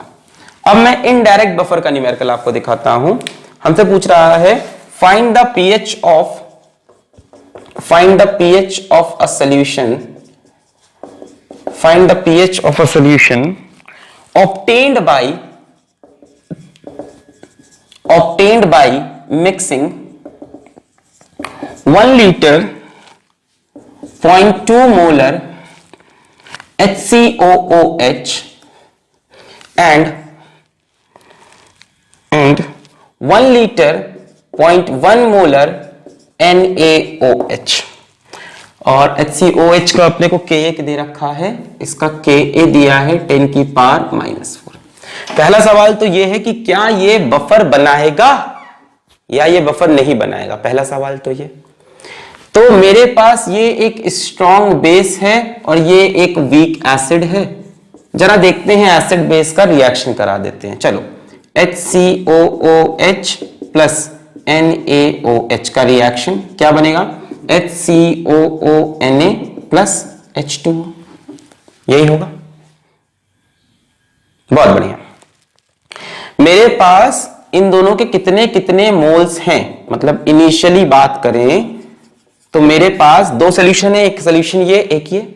इन दोनों के कितने कितने मोल्स हैं? ये डायरेक्ट तो दिख रहा है, बफर नहीं है ना, वरना यहां पे एक सॉल्ट होता है, वीक एसिड स्ट्रॉन्ग बेस का नहीं। अच्छा, इन दोनों कितने कितने मोल्स हैं? तो मोल्स निकलेंगे m1 इंटू V1 और इसके m2 इंटू V2, mv से मोल्स निकलते हैं। तो इसके मोल्स हैं इनिशियली 0.2, इसके मोल्स हैं 0.1। अच्छा, फाइनली रिएक्शन हो गया, या यूज्ड देखते हैं कितने मोल्स यूज हुए इस रिएक्शन में। इसके 0.2 तो यूज नहीं कर सकते, लिमिटिंग रिएजेंट ये है। लिमिटिंग एजेंट मतलब कौन पहले खत्म होगा, ये पहले खत्म होगा। ये कहेगा भैया हम पूरा 0.1 यूज हो गए, ये बोलेगा भाई तुम्हारे 0.1 के लिए हम भी कितना देंगे 0.1, 1 के लिए 1 देते हैं तो 0.1 के लिए 0.1, इसके 1 से ये 1 बनता है तो इसके 0.1 से ये 0.1 बना। ठीक है, बोलो समझ में आई बात। इनिशियली वो 0 0 थे, ये थे, हमने कहा इसके 1 से ये 1 रिएक्ट करता है तो 0.1 से इसका 0.1 रिएक्ट किया, इसके 1 से ये 1 बनता है तो 0.1 से 0.1। अब मैं पूछूं फाइनली कितना कितना बचा, सब फाइनली सब कितना कितना बचा या बना, तो ये 0.2 से 0.1 यूज हो गया तो बचा 0.1, ये 0.1 से 0.1 पूरा यूज हो गया, ये कुछ नहीं बचा, और ये 0 था 0.1 बना तो 0.1 बचा। फाइनली सॉल्यूशन में आपके पास क्या क्या है, आपके पास HCOOH है कितना 0.1 molar, 0.1 moles, not molar, 0.1 moles. आपके पास NaOH नहीं बचा, आपके पास HCOONA है कितना 0.1 moles. So you have a weak acid and you have a salt of weak acid and strong base. क्या ये बफर है? क्या यही प्यार है? हाँ यही प्यार है कि नहीं यार, बफर ही तो हुआ ना भाई साहब। वीक एसिड भी है, salt of weak acid, strong base. तो this is how you have to work question like this, जिसमें डायरेक्ट बफर ना बना हो, रिएक्शन कराओ, फिर पूरी कहानी समझो, इसके मोल्स रखे, इसके मोल्स रखे, ये वो ये वो ये वो ये कितना यूज हुआ कितना बचा, तो ये बफर है। अब इस बफर का पीएच निकाला जा सकता है, हाँ कि ना? हाँ भाई निकाला जा सकता है, आसान है इसका पीएच निकालना। निकल आएगा, बोलो पीएच, बोलो pH is equals to pKa plus log base 10 concentration of salt upon concentration of acid. चलो भैया, सो pKa यानी माइनस लॉग 10 Ka, मतलब आपको समझ में आ रहा है 4 प्लस लॉग 10 सॉल्ट की कंसंट्रेशन बताओ, सॉल्ट के मोल्स है 0.1, टोटल वॉल्यूम कितना हो जाएगा 1 प्लस 1 यानी 2, सो 0.1 बाई 2, तो मैं वॉल्यूम लिख नहीं रहा हूं क्योंकि वॉल्यूम ऊपर नीचे कैंसिल। नीचे एसिड की कंसंट्रेशन, एसिड के मोल्स कितने हैं 0.1, टोटल वॉल्यूम 1 प्लस 1 बाई 2, तो 0.1 बाई 2, तो मैं 2 नहीं रख रहा, कैंसिल, ये भी देखो कैंसिल हो गया। log 1 to any base is 0, the answer is 4 plus 0, pH is coming out to be 4. log 1 to any base is 0। बस यहां तक कहानी थी, इसके बाद तो कर ही लोगे यार। तुमको सॉल्ट का कंसंट्रेशन मिल गया 0.1 मोल्स इन 2 लीटर, एसिड का मिल गया 0.1 moles in 2 litres, weak acid, salt of weak acid, strong base, apply the formula pH is equals to pKa log 10 salt by acid। Clear? पक्के से? चलिए ऐसे क्वेश्चन किस तरह से करने समझ में आ गया है। चलिए देखते हैं, इसी का एक और क्वेश्चन लेते हैं इस फॉर्म का, जिसमें डायरेक्ट बफर आपको ना दे रखा हो। अभी वर्किंग ऑफ बफर भी हम पढ़ेंगे, पहले एक सवाल लेते हैं। तो सवाल हमको दे रहा है फाइंड द पीएच ऑफ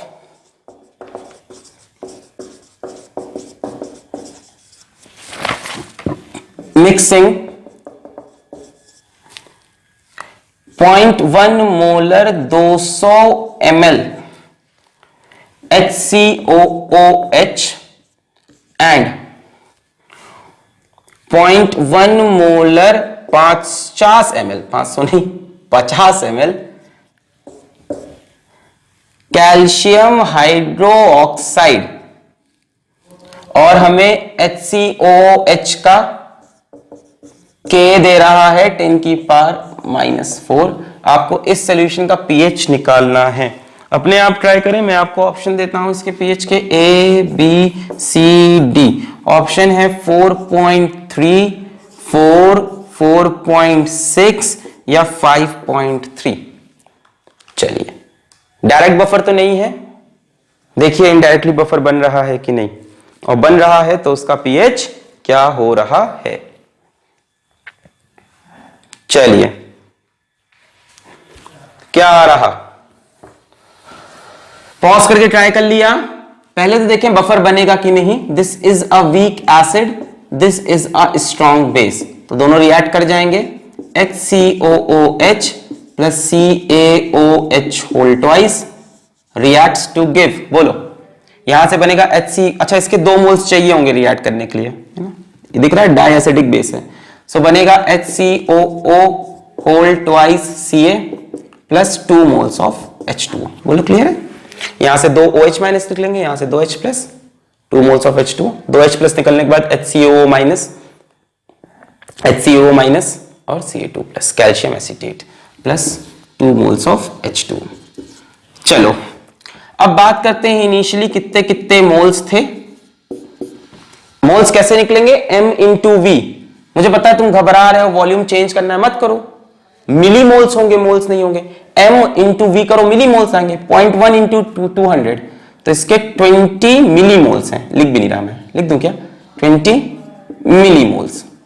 इसकी बात करें M2 इंटू V2 0.1 इंटू ये, तो इसके 5 मिली मोल्स हैं।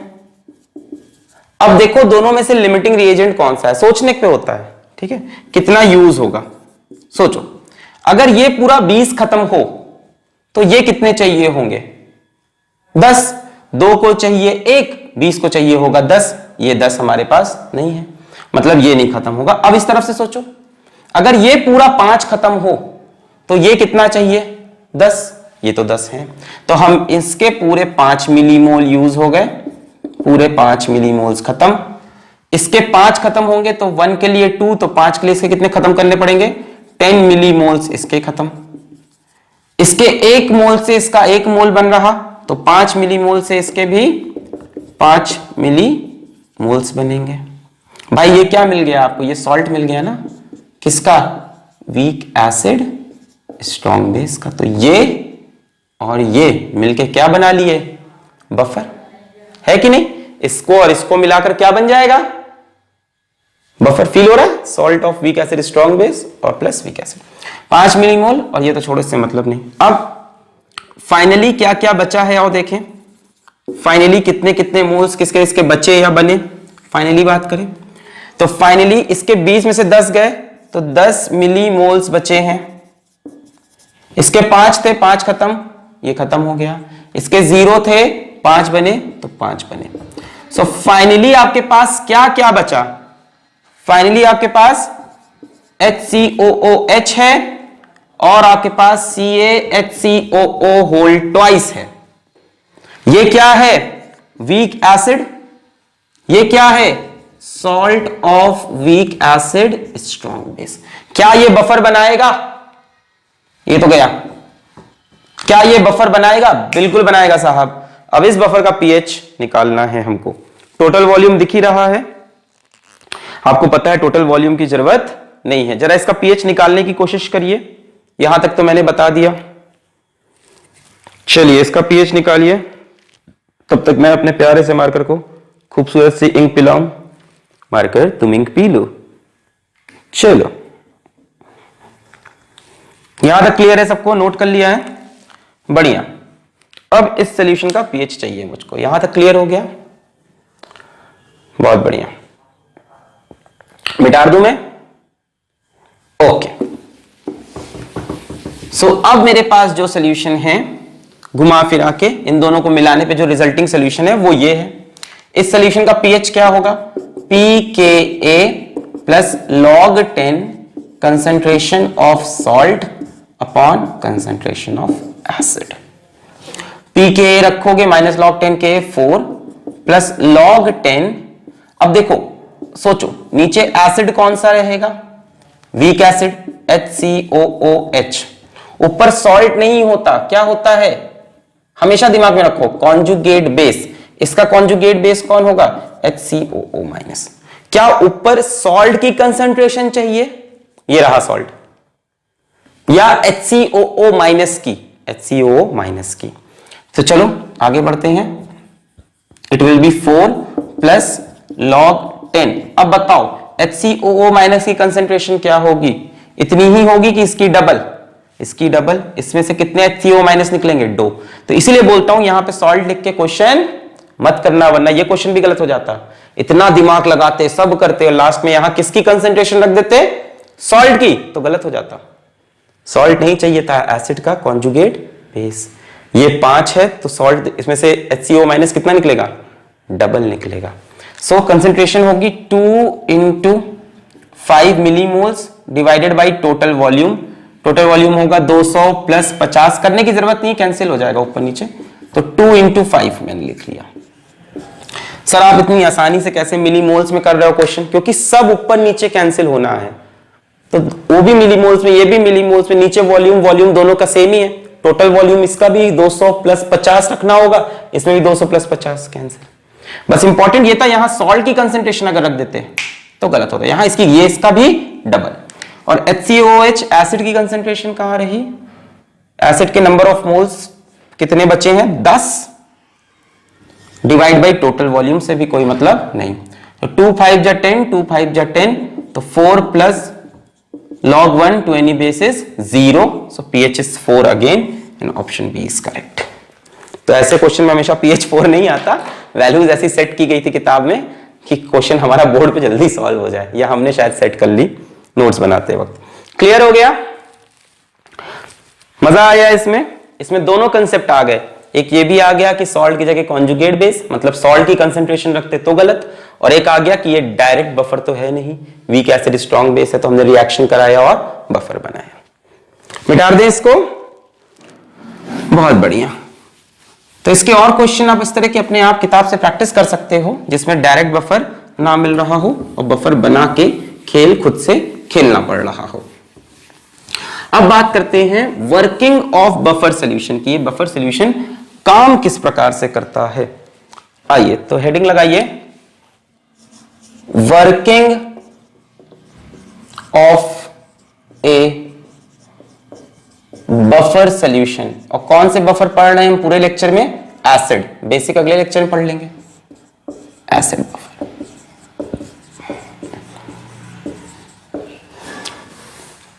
तो बात करने जा रहे हैं वर्किंग ऑफ एसिडिक बफर। तो एक वीक एसिड ले लिया CH3COOH और इसका salt with strong base CH3COONA, ये पार्शियली डिसोसिएट किया, क्या देगा CH3COO माइनस और H प्लस, ये कंप्लीटली डिसोसिएट करके देगा CH3COO minus and Na plus.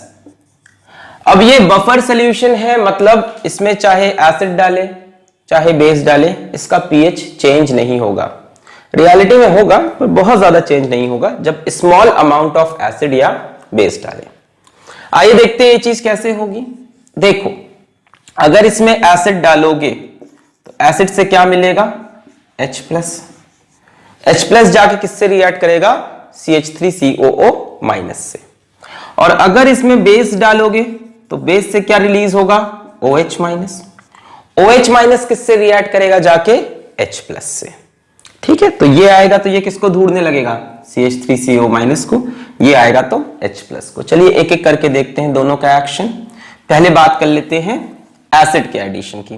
ठीक है, तो ऑन एडिशन ऑफ एसिड, ठीक है, एसिड को ऐड किया, क्या मिला H प्लस, H प्लस जाके किससे कंबाइन करेगा CH3CO माइनस से, तो H plus combines with CH3COO minus, कहां से सॉल्यूशन से, it will form CH3COOH।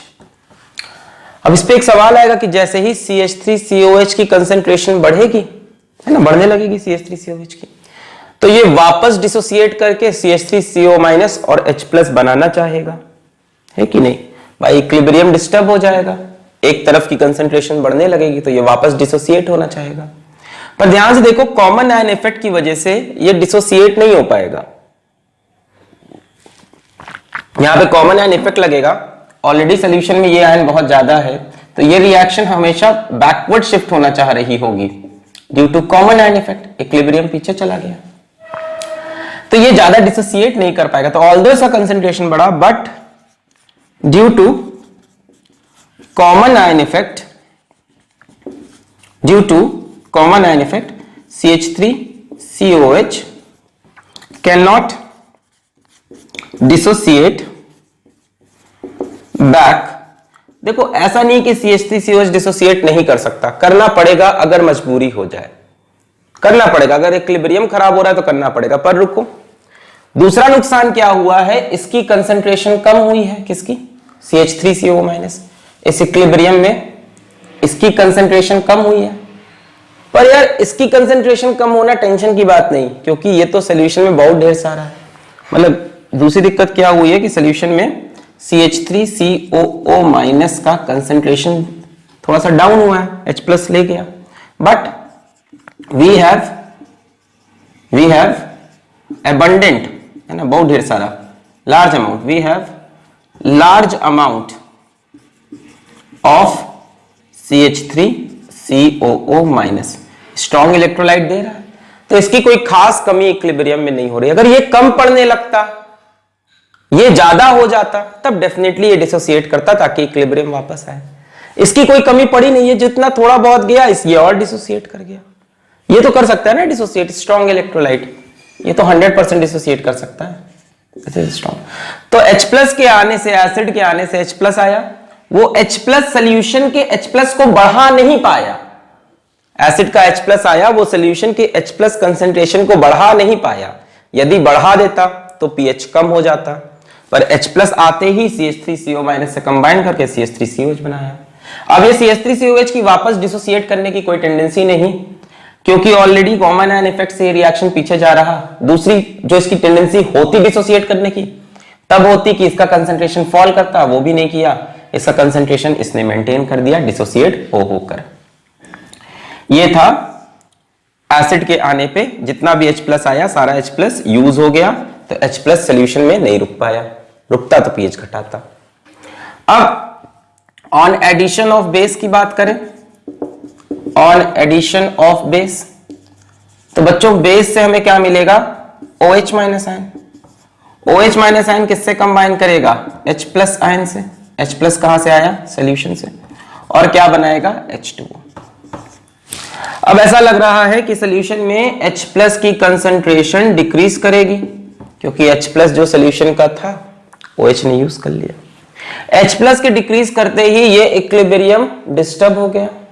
H+ को लाने का कोई और तरीका है नहीं। इस इक्विलिब्रियम को बुरा लगा कि H+ कम हो गया, ये इक्विलिब्रियम फॉरवर्ड शिफ्ट हुआ। तो on H+ falling short, dissociation of CH3COOH occurs. अब की बार क्यों हो गया डिसोसिएशन, क्योंकि इस बार कमी पड़ रही थी किसी चीज की यहां पे, तो डिसोसिएशन इसका अकर हुआ so as to restore concentration of H+। अब ऐसा नहीं है कि तुम कितना भी OH- डाल दो तो काम हो जाए, वीक है ना यार ये। मान लो तुमने उठा के OH- बहुत ढेर सारा डाल दिया, है ना, बेस की बहुत ढेर सारी अमाउंट डाल दी, तो वो आएगा सारे H+ को लेके चला जाएगा। अब इसकी इतनी हिम्मत नहीं कि बहुत ज्यादा डिसोसिएट करे, थोड़ा बहुत संभाल सकता है, इसीलिए बोला जाता है on the addition of small amount of acid और बेस। तो इस तरह से एडिशन ऑफ एसिड में वर्क करता है, इस तरह से एडिशन ऑफ बेस में। एसिड में जो H+ आया वो इससे कंबाइन करके ये बनाया, वापस ये डिसोसिएट नहीं किया क्योंकि इसकी कोई कमी नहीं हुई, क्योंकि ये खूब ढेर सारा दे रहा। बेस से OH- आया, वो H+ से कंबाइन किया, H+ की कमी हुई, ये डिसोसिएट किया, वापस H+ रिस्टोर हो गया। पर ये चीज बहुत ज्यादा देर तक नहीं हो सकती। तो ये इनकी वर्किंग थी एसिड बफर की। अब मैं जो बता रहा हूं, रियलिटी में अगर आप एसिड डालोगे या बेस डालोगे तो pH चेंज होगा, आपको भी समझ में आ रहा है, क्योंकि आपको पता है OH- डालने पे H+ को ले गया, ये उतना डिसोसिएट नहीं कर पाएगा। आपको पता है H+ डालने पे CH3CO- को ले गया, तो CH3CO- कंसंट्रेशन फॉल करेगी, ये डिसोसिएट करेगा तो H+ बढ़ेगा, तो pH घटेगा। रियलिटी में ऐसा तो हो ही नहीं सकता कि pH पे फर्क ना पड़े, पड़ता है पर कम पड़ता है। तो अब हम देखने जा रहे हैं कि pH पे कितना फर्क पड़ता है ना? क्या pH वाकई चेंज नहीं होता या चेंज होता है पर थोड़ा सा? आइए चेक करते हैं। चलिए, तो एक बहुत ही अच्छा न्यूमेरिकल करेंगे जिससे आपका कंसेप्ट बहुत स्ट्रांग हो जाएगा। इसीलिए मैं कहता हूं वीडियो भाई लास्ट तक देखो, सारे क्वेश्चंस करो। तो बहुत प्यारा क्वेश्चन करने जा रहे हैं अपन, pH से ही रिलेटेड है। क्या है अपना, 12 gram of CH3COOH and 16.4 gram of CH3COONA are dissolved in 1 litre solution, ठीक है, इसका Ka दिया है 10 की power -5। Calculate first part pH of solution,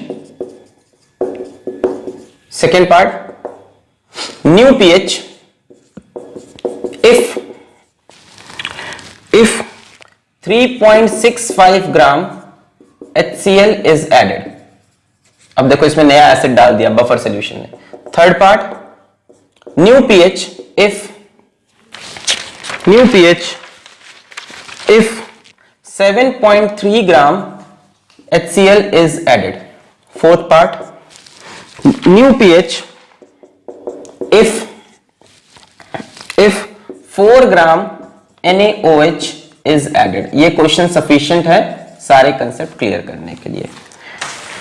चलिए तो इसको हम करेंगे, और इसमें pH आपको पता है एसिड डालने पे चेंज होगा, बेस डालने पे भी चेंज। हमें पता लगाना है न्यू pH क्या है, चेंज कितना है, सब निकलेगा। इस क्वेश्चन से हमें क्लियर हो जाएगा कितना चेंज होता है। तो पहला पार्ट सॉल्व करते हैं, pH of solution. So pH is equals to pKa plus log 10 salt upon acid. अब यहां सॉल्ट लिखें, कंजुगेट बेस लिखें, फर्क नहीं पड़ेगा, इससे एक ही निकलेगा CH3CO माइनस। pKa की वैल्यू बताओ, ये 10 पावर -5 तो 5 plus log base 10 salt.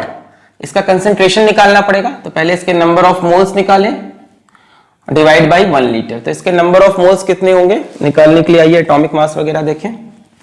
Number of moles of CH3COONA mass given upon molar mass.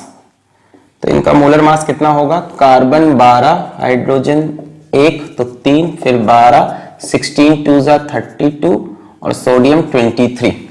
तो कितना हो जाएगा ये 12 12 24 और ये 26 यानी 50 और 3 82। बोले सही है। इसका एटॉमिक मास मॉलिक्यूलर मास आएगा 82। तो 82 से ये कितना हो गया, 82 2 2/10 0.2 मोल्स, ठीक है। और number of moles of CH3COOH निकालेंगे तो mass given upon molar mass, carbon 12, hydrogen 1, carbon 12, 16 16 32 और 1, ये आएगा 60। मोलर मास 60, तो 12/60 1/5 दैट इज 0.2 मोल्स। तो दोनों के ही 0.2 मोल्स है शुरुआत में मेरे पास, ठीक है। इसके भी 0.2 आ रहे हैं, 1/5 0.2। तो सॉल्ट की कंसेंट्रेशन 0.2 अपॉन 1 लीटर, एसिड की कंसेंट्रेशन 0.2 अपॉन 1 लीटर। ये कैंसिल होगा, log 1 टू द बेस 10 0 यानी 5। तो शुरुआत में pH ऑफ सॉल्यूशन पहला आंसर है 5। सिंपल, दोनों के नंबर ऑफ मोल्स वगैरह निकाल लिए, जिससे हमें बातें क्लियर हुई। चलिए ये तो बहुत आसान लगा सभी को, number of moles upon volume करके कंसेंट्रेशन। अब सेकेंड पार्ट पे आओ, इंपॉर्टेंट कहानी स्टार्ट हुई जब क्या डाला HCl, कितना 3.65 ग्राम 3.65 ग्राम HCl ऐड किया। चलिए देखते हैं, मोल्स में चेक किया जाए कितने HCl है। So number of moles of HCl कितने हो गए 3.65 अपॉन HCl का मोलर मास 1, क्लोरीन 35.5 यानी 36.5 यानी 0.1 है ना, इसका मोलर मास 30, तो 0.1 मोल्स। तो हम कह सकते हैं 0.1 मोल HCl ऐड हुआ है। आइए अब सवाल को, कहानी को फिर से देखते हैं। अब देखो HCl आया और सॉल्यूशन में क्या किया है जरा देखो, CH3COH है, CH3COONA है और HCl। अब बताओ HCl जो नया आया है ये किससे रिएक्ट करना चाहेगा, एसिड से रिएक्ट करेगा नहीं, सॉल्ट से कर सकता है। तो CH3COONA plus HCl will give CH3COOH plus NaCl। अब ये डिसीजन आपको लेना पड़ेगा देखकर कि किससे रिएक्ट कराना है, ये आपको सोचना पड़ेगा। किससे रिएक्ट कराया मैंने भाई, एसिड से तो करेगा नहीं, तो सॉल्ट से रिएक्ट कराया। जरा रिएक्शन देखें, CH3COONA plus HCl क्या बना, CH3COOH plus NaCl। देखो HCl के एडिशन से हुआ क्या, गौर करो इक्वेशन पे जो लिखी है, हुआ क्या, हुआ ये कि सॉल्ट का कंसंट्रेशन कम हो जाएगा और एसिड का कंसंट्रेशन बढ़ जाएगा। सॉल्ट का कंसंट्रेशन कम हो जाएगा और एसिड का कंसंट्रेशन बढ़ जाएगा। चलो, ये मेरे पास कितना था इनिशियली, ये कितना था, कितना यूज हुआ, कितना बचा, वही करेंगे। इनिशियली ये कितना था मेरे पास, हमने निकाला था ना 0.2 मोल्स, और ये भी कितना आया था 0.2 मोल्स। तो ये मेरे पास 0.2 मोल्स था, ये भी इनिशियली 0.2 मोल्स था, ये इनिशियली मेरे पास 0.1 मोल डाला है, और इसकी तो कोई बात नहीं है। बोलो क्लियर है? ये ऐसे सॉल्यूशन में थे, है ना, ये पहले से था, ये पहले से था, ये डाला है, ये इनिशियल बात हुई। अब कितना कितना यूज हुआ, देखो ये पूरा 0.2 यूज नहीं हो पाएगा क्योंकि इसके 0.2 के लिए ये भी 0.2 चाहिए, जो कि ये अवेलेबल नहीं है, यानी HCl लिमिटिंग रिएजेंट बनेगा, वो डिसाइड करेगा कि कितना कितना यूज होना है। HCl पूरा खत्म हो गया, 0.1 यूज हो गया, ये एक के लिए एक चाहिए तो 0.1 के लिए 0.1। अच्छा, HCl एक खत्म होता तो ये एक बनता, HCl 0.1 खत्म हुआ तो ये 0.1 बना, और ये कुछ नहीं। तो ये हमारा यूज्ड या फॉर्म्ड की बात हो गई, यूज्ड या फॉर्म्ड। फाइनल बात करें कितना कितना बचा या कितना कितना बना, ये 0.2 था, उसमें से 0.1 गया, 0.1 बचा, ये 0.1 था, 0.1 गया, कुछ नहीं बचा, ये 0.2 था, 0.2 था, 0.1 बन गया, है ना, है ना। HCl 0.1 था, पूरा यूज हो गया, 0.1 HCl को ये कितना चाहिए 0.1, और 0.1 HCl से ये कितना बना 0.1, ये पहले से 0.2, तो ये बन के कितना गया 0.3। सो फाइनली आपके पास क्या क्या है, देखो बड़ा आसान क्वेश्चन था। CH3CONA है कितना 0.1 मोल 1 लीटर में, ये खत्म हो गया HCl, और CH3COOH है कितना 0.3 मोल्स किसमें 1 लीटर में। तो यही मैं कह रहा था कि HCl डालने पे क्या हुआ, सॉल्ट कम हो गया, सॉल्ट था 0.2 मोल्स और एसिड बढ़ गया, एसिड था 0.2 मोल्स, एसिड बढ़ गया 0.3। बस अब पीएच का फॉर्मूला लगाना है, क्वेश्चन खत्म कर लेंगे। यहां से पीएच का फॉर्मूला लगा के सवाल खत्म करना है। pH is equals to pKa plus log base 10 salt बराबर एसिड। तो हाँ pH चेंज होता है पर कम। pKa कितना हो जाएगा 5 आ जाएगा 10 की पावर -5 से, है ना, K 10 की पावर -5 प्लस log 10 सॉल्ट की कंसेंट्रेशन बोलो, ये रहा सॉल्ट 0.1 और एसिड की 0.3, सो इट इज 1/3 यानी -log3, तो 5 - log बेस 10 3, log 3 इज 0.47, सो 5 - 0.47 करीब करीब, तो 4.53 अप्रोक्सीमेटली। तो हाँ, इसको डालने पे पीएच चेंज हुआ, 5 से गिर के 4.5 हुआ, पीएच में चेंज आता है। पर इतना स्ट्रॉन्ग एसिड का 0.1 मोल डालने पे पीएच बहुत कम चेंज हुआ, ये बहुत स्ट्रॉन्ग एसिड था, इसकी कंसंट्रेशन बहुत तगड़ी थी, इसका पीएच 1 आना चाहिए था, बस इसने इसका पीएच बचा लिया। इसका अपना पीएच निकालोगे ना 1 आना चाहिए, बहुत स्ट्रॉन्ग है, 10 की पावर -1 पीएच इसका 1 आना चाहिए था, पर इसने बचा लिया कि इसने अपना पीएच इतना गिरने नहीं दिया। सो सेकेंड पार्ट हमारा सॉल्व हो गया, मिटा दें, 4.53 पीएच आ रहा। सेकेंड पार्ट अपना सॉल्व हो गया, 4.53 पीएच आ रहा। दिमाग खुला रखना है एकदम, 4.53 सेकेंड पार्ट का आंसर 4.53। तो जब 0.1 हमने HCl डाला, सो pH इज 4.53। चलिए फिर हमने कितना HCl डाला 7.3 ग्राम, देखते हैं क्या होता है 7.3 ग्राम, यानी number of moles of HCl हो जाएंगे 7.3 अपॉन 36.5। 7.3 देख रहे हो, इसका डबल है, इसका जस्ट डबल, मतलब 0.2 मोल्स डाल दिए HCl के। अब क्या होगा, 3 कंपोनेंट है CH3COOH, CH3COONA और HCl। HCl किससे रिएक्ट करेगा CH3CONA से, तो CH3COONA plus HCl gives CH3COOH plus NaCl। अब इनिशियली ये कितना है मेरे पास, शुरुआत में कितना दिया था 0.2 मोल्स, HCl कितना दिया है हमको 0.2 दिया है इस बार, कितना HCl ऐड हुआ, और CH3COH भी कितना है 0.2। अब कितना कितना यूज होगा देखें, 0.2 से पूरा रिएक्ट कर जाएगा, 1 से रिएक्ट करता है, तो 0.2 रिएक्ट्स विथ 0.2 कंप्लीटली, और ये कितना बन जाएगा 0.2 और। सो फाइनली क्या क्या बचेगा चला देखते हैं। ये कितना था 0.2 मोल्स था सॉल्ट, कितना रिएक्ट कर गया 0.2, कुछ नहीं बचा, सॉल्ट खत्म। ये कितना था एसिड 0.2 था, कितना रिएक्ट कर गया 0.2, खत्म।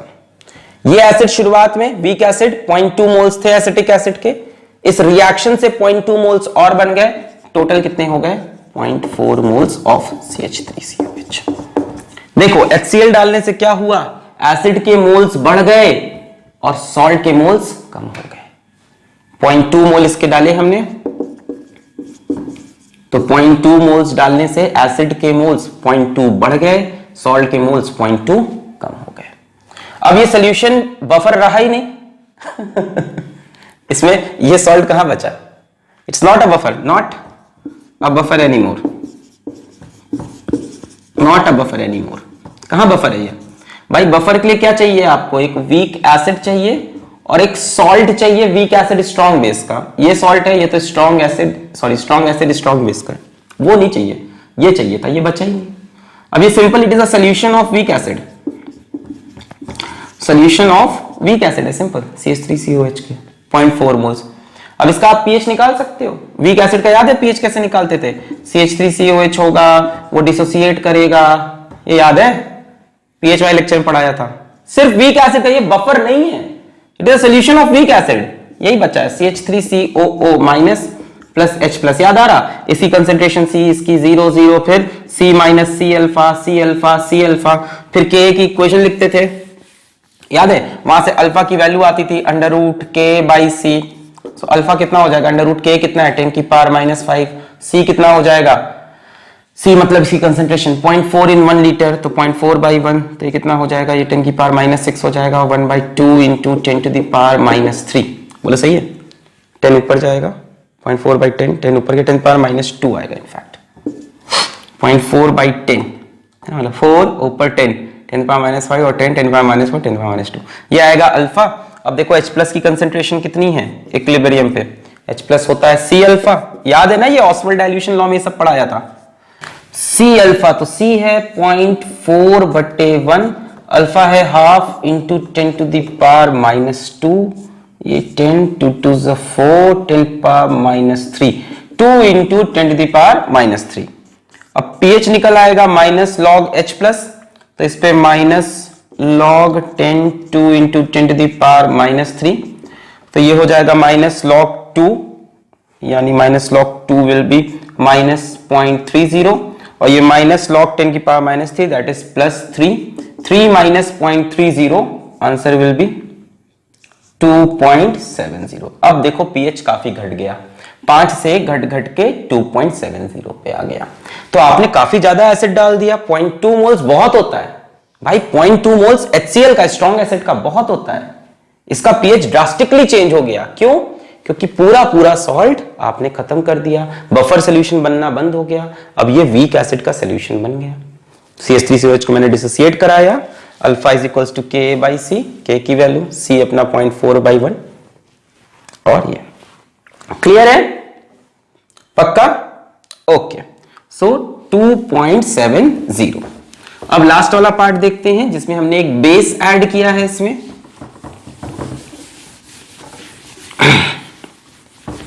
ठीक है, डील करना आ रहा है, कोई फॉर्मूला मत रखो, डील करने के लिए प्रोसीजर समझो। कितना आया था 2.7, लास्ट वाला आपने NaOH डाला, number of moles of NaOH देख लिए जाएं, 4 ग्राम अपॉन इसका molar mass Na23, oxygen 16, hydrogen 1 यानी 40, तो 0.1 मोल डाले हैं हमने इसके। आ जाओ, अब हमारे पास 3 चीजें हैं, CH3COO Na, CH3COOH और है NaOH। अब NaOH देखो एक बेस है, ये किससे रिएक्ट करना चाहेगा, ये एसिड से रिएक्ट करना चाहेगा, तो CH3COOH plus NaOH gives CH3COONA plus H2O, acid plus base, salt plus water. देखो बेस के डालने पे कहानी पलट गई, बेस को डालने पे एसिड कम होने लगेगा और सॉल्ट बढ़ने लगेगा। एसिड को डालने पे क्या हुआ था, सॉल्ट कम हुआ था, एसिड बढ़ा था। बेस को डाला, बेस एसिड से रिएक्ट किया तो एसिड का कंसंट्रेशन कम होता जाएगा और सॉल्ट का बढ़ता जाएगा। चलो इनिशियली ये मेरे पास 0.2 मोल्स थे, ये इनिशियली 0.1 मोल है, ये इनिशियली 0.2 है।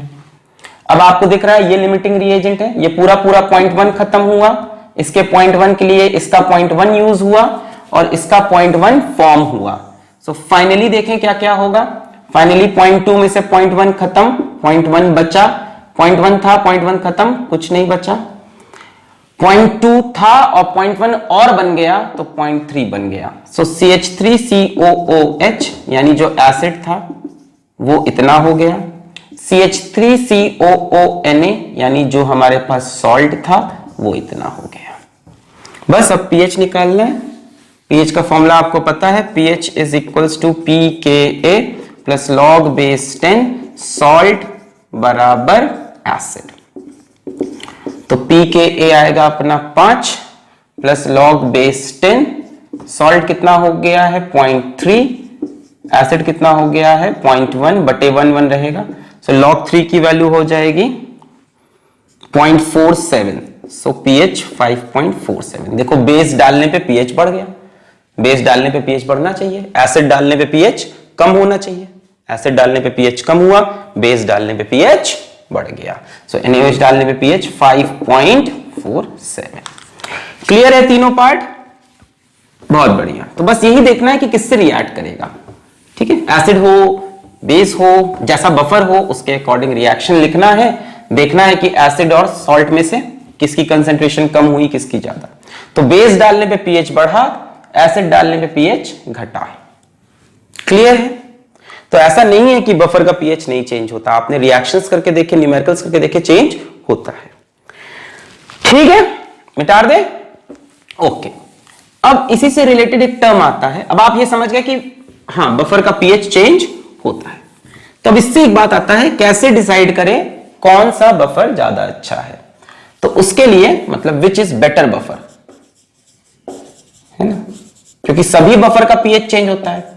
तो बेटर बफर वो होता है बच्चों जिसकी बफर कैपेसिटी ज्यादा हो, बफर कैपेसिटी ज्यादा हो। बफर कैपेसिटी क्या होता है? Number of moles of H plus or OH minus ions which changes the pH of buffer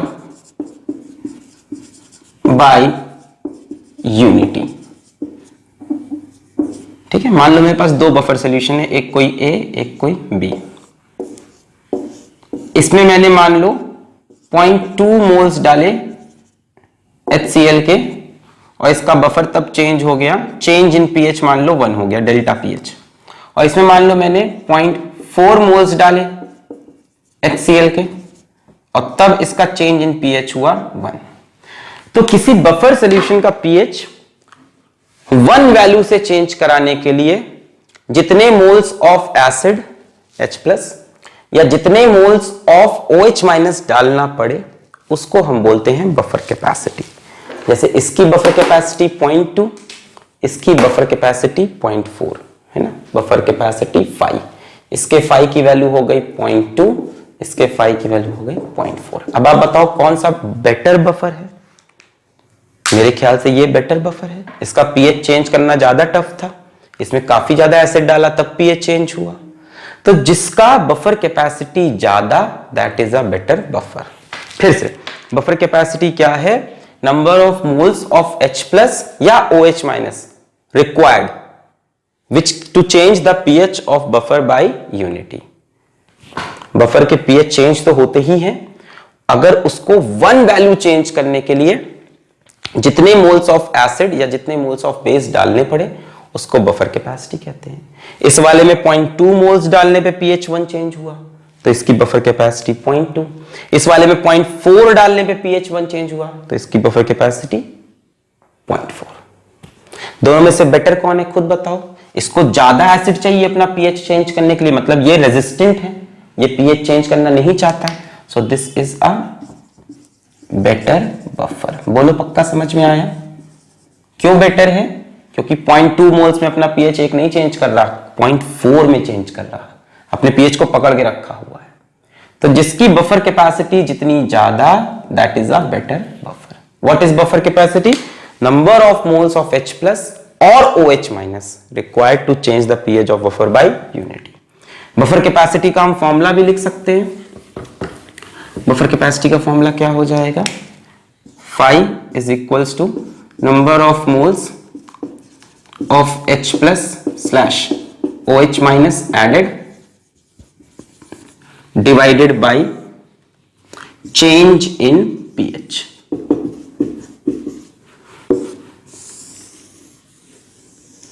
अब यहां से देखो, जिसका चेंज इन pH कम होगा उसकी बफर कैपेसिटी ज्यादा। जो अपने pH को आसानी से चेंज ना होने देगा, जिसका चेंज इन pH कम, उसकी बफर कैपेसिटी ज्यादा। जिसकी बफर कैपेसिटी ज्यादा, that is a better buffer. तो जैसे भी समझो, buffer capacity number of H plus OH minus required to change the pH by 1 से, या number of moles of H plus OH minus added divided by change in pH। ठीक है, तो यहां पे आपका ये टॉपिक खत्म होता है, बफर सॉल्यूशन। और वैसे तो सारे कंसेप्ट हो गए हैं, पर ये सभी एसिडिक बफर के थे। अब यही सेम कंसेप्ट हम बेसिक बफर पे लगा सकते हैं, जो कि होगा अपना नेक्स्ट लेक्चर। तो पढ़ाई करते रहे, ऑल द वेरी बेस्ट।